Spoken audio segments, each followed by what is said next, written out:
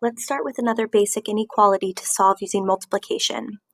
So I'm going to use y divided by 3 is less than or equal to 10. In order to solve this inequality, I need to use the inverse operation. Dividing by 3 can be undone by multiplying by 3. I'll do it on both sides. So now y is all by itself. 10 times 3 is 30. Okay, so that's a very basic inequality. Y has to be everything less than or equal to 30. Let's take a look at one with a negative. So I will take x divided by negative 2 is greater than 9.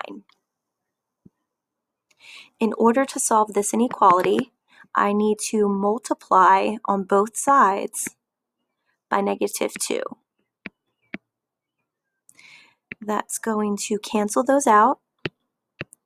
Now, because I multiplied by a negative 2 on both sides here, that's going to cause my inequality sign to flip the other direction.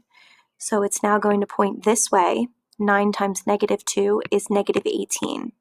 So as long as x is everything less than negative 18, it's going to work here.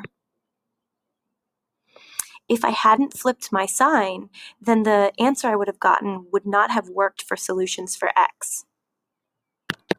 Okay, one final example. Let's do a divided by 1/5 is everything less than or equal to negative 6. Okay, so if I am solving this inequality, I'm going to multiply both sides by 1/5, multiply by 1/5.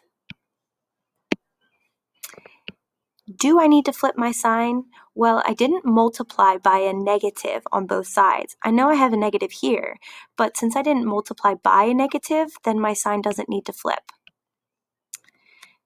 Negative 6 times positive 1/5, I know that's going to be a negative. 6 over 1 times 1 over 5.